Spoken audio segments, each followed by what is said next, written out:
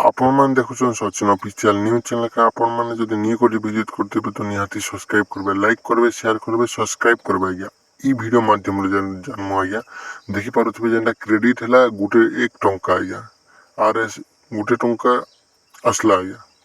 টমাটে আসলা আপনার ব্যাঙ্ক আকাউন্টে আমরটা কাଣା অসুবিধা হল মোবাইলের রিচার্জ নেই থে সেতির দেখিপারে গতকালি 7:30 PM রে আসলা আজ্ঞা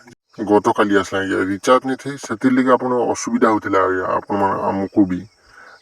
ଆପଣମାନେ ଯଦି ରିଚାର୍ଜ ନେଇ ମୋବାଇଲରେ ରିଚାର୍ଜ କରିବେ ଆଜ୍ଞା ଯେନ୍ଟା ଆସିଲା 7:30 ତ ଆସିଲା ଦେଖିପାରୁଥିବେ ଯେନ୍ଟା 1 ଟଙ୍କା କ୍ରେଡିଟ୍ ଆକାଉଣ୍ଟ ଯେନ୍ ସୁଭଦ୍ରା ଯୋଜନା ଆଜ୍ଞା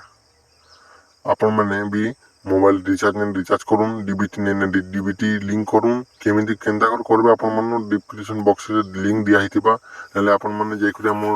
চ্যানেলকে সবসক্রাইব করবে চেকআউট করে নেবে আমার চ্যানেল সবু কিছু পাইপারবে আজ্ঞা দেখবে সুভদ্রা যেটা লেখা হয়েছে পি পোর্টাল টোটাল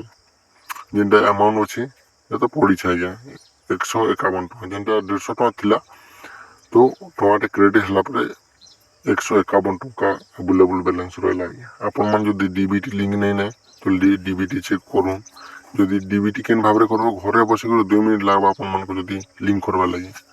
তো আপনার আধার সাইটে যাবে আর করবে আজ্ঞা আর এনপিসি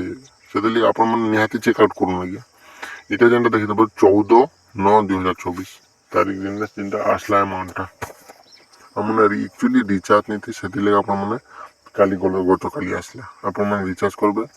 ডিবিটি লিঙ্ক কেন ভাবে করবে ভাল ভাবে আজ্ঞা আমার আমার চ্যানেল পাইবে তো আপনার 2 নম্বর গলতি কাଣା করুছন পয়লা গলতি ডিবিটি 2 নম্বর গলতি আপনার ব্যাঙ্করে যে করে KYC ବି କରିପାରିବେ ଆଧାରରେ ଯିବେ ସେଣ୍ଟରକୁ ତୁମର ବ୍ୟାଙ୍କରେ ଯିବେ ବ୍ୟାଙ୍କରେ କରିପାରିବେ ଆମର ଗୋଟେ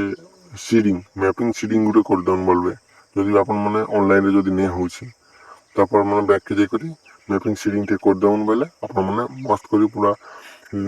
ডিবিটি পুরা 2 ঘন্টা লাগবা কি 2 দিন লাগবা ଆପଣମାନଙ୍କୁ ସାଙ୍ଗେ ସାଙ୍ଗେ ଅନ୍ ହେଇଯିବା 2 নম্বର ଆପଣମାନେ ଖୁବ୍ ଜଲ୍ଦି ପାଇବାକୁ ଯାଉଛନ୍ ଆଜ୍ଞା